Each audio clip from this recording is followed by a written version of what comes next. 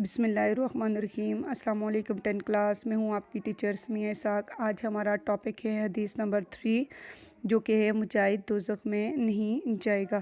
نبی پاک صلی اللہ علیہ وآلہ وسلم نے اس کے بارے میں فرمایا، من ایک برت جس کے گرد آلود ہوئے قدم ہو اس کے قدم فی سبیل اللہ، اللہ تعالیٰ کی راہ میں حرمہ حرام کر دیا اس پر اللہ تعالیٰ نے علی النار آگ کو، یعنی کہ جس کے قدم اللہ تعالیٰ کی راہ میں گرد آلود ہوئے اللہ تعالیٰ نے اسے آگ پر حرام کر دیا۔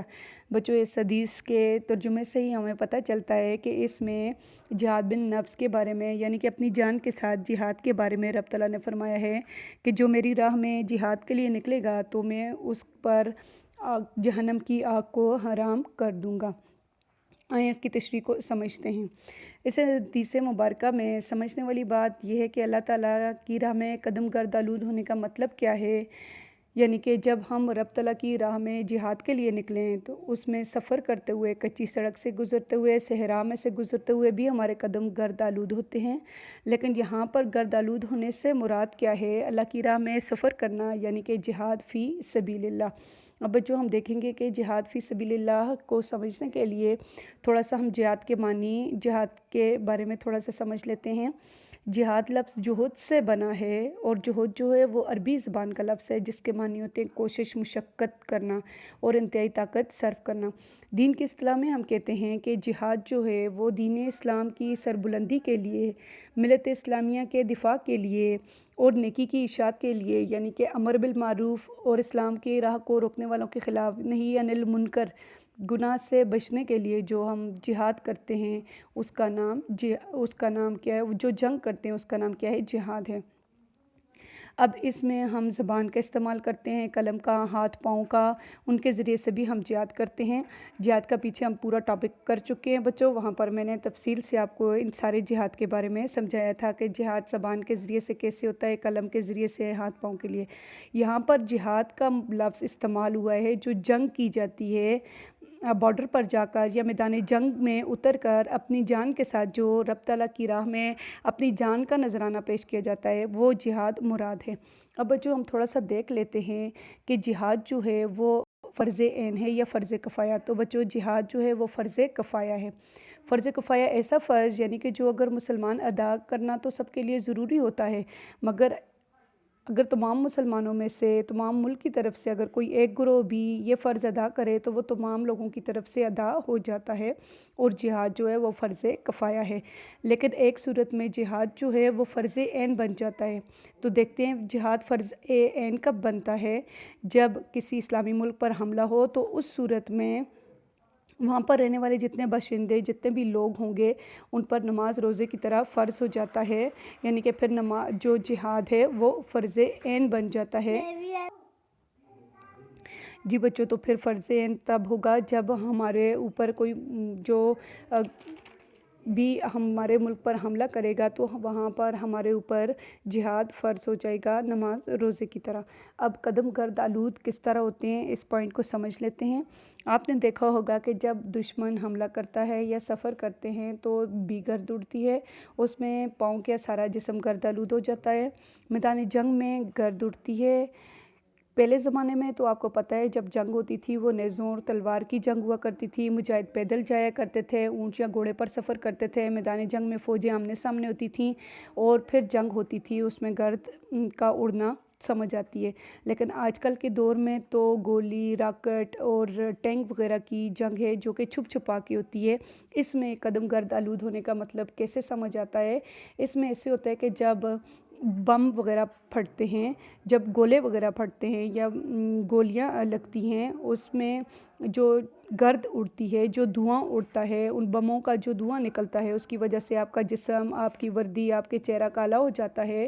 تو اس کا مطلب یہ ہوا کہ جب ہم میدان جنگ میں جائیں گے، رب تعالیٰ کے لیے اپنی جان کو پیش کریں گے، اس میں جب ہمارا جسم گرد آلود ہوگا، ہمارے پاؤں گرد آلود ہوں گے، تو پھر وہ گرد آلود ہونے والوں سے مراد ہم مجاہد ہوں گے، اور پھر اس کے بدلے میں اللہ تعالیٰ نے हमारे लिए जहन्नम की आग को हराम करार दिया। और फिर रब तआला ने उसके बारे में हमें क्या बशारतें दी हैं, जब हमारे कदम गर्द आलूद हो जाएंगे या हमारा जिस्म हमारी वर्दी जब गर्द आलूद हो जाएगी तो क्या होगा। ऐसी गर्द आलूद होने वालों के लिए रब तआला ने क्या बशारत दी है कि अल्लाह ताला ने कहा कि उन पर मैंने आग को हराम कर दिया, यानी कि उन्हें आग नहीं जला सकेगी। इसका मतलब हुआ कि उन्हें जहन्नम में नहीं डाला जाएगा। अल्लाह ताला कुरान मजीद में क्या इरशाद फरमाते हैं कि वल्लज़ीना आमनू व हाजरू व जहदू फ़ी सबीलिल्लाहि बिअमवालिहिम व अनफुसिहिम। अल्लाह ताला फरमाते हैं जो लोग ईमान लाए और हिजरत की और जिहाद किया खुदा की राह में अपने मालों और जानों से, तो अल्लाह के नज़दीक उनका बहुत बड़ा दर्जा है। लहुम दरजातुन मिन इंदि रब्बिहिम।